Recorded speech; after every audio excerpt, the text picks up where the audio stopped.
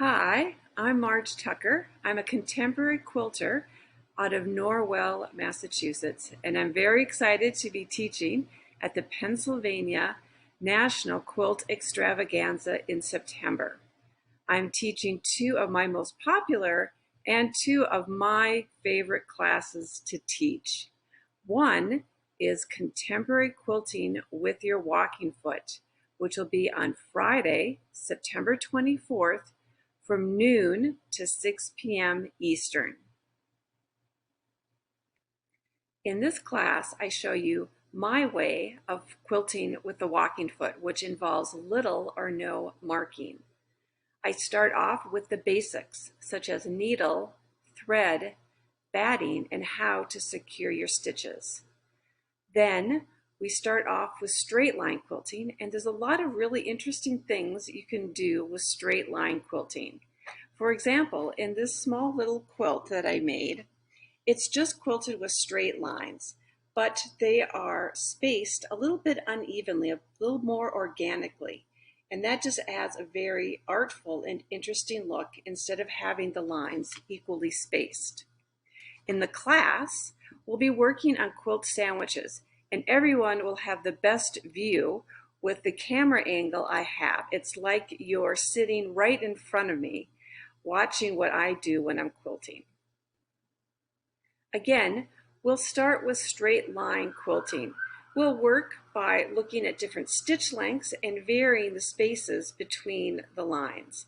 Then we'll add pivoting into it and what we can do with pivoting. We can do these great labyrinth shapes.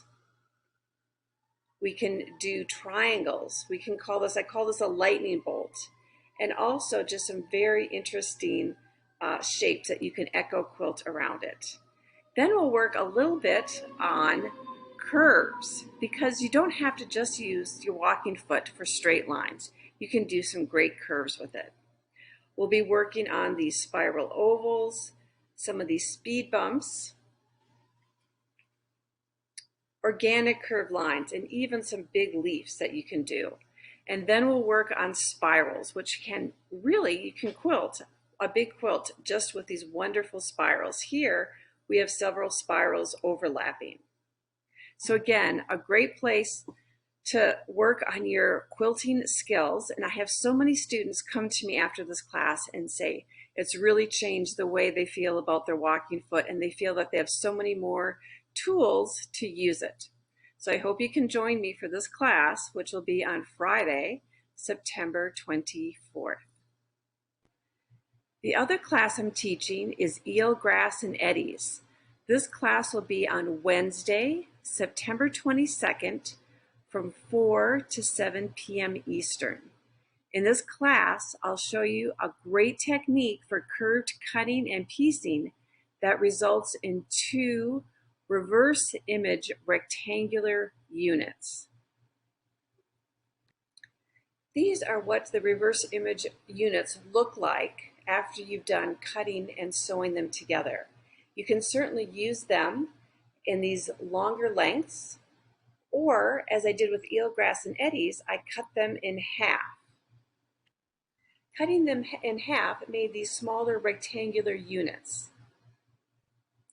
I'd like to show you another variation of this quilt done with solids, with black and white, and is quite a dramatic quilt.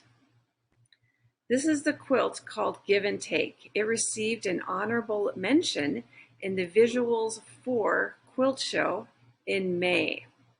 This is a variation when you cut the long units into squares instead of rectangles.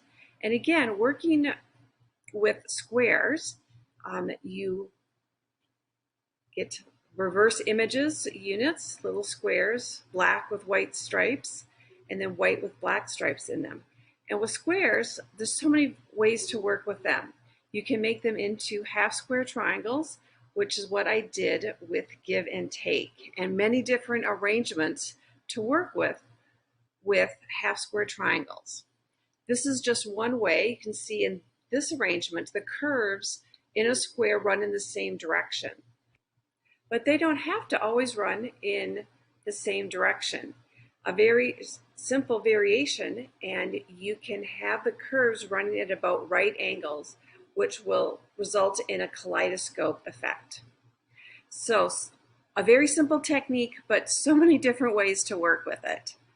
I certainly hope that you can join me for a class in September. If you would like to register, please go to quiltfest.com. Again, I hope to see you in September.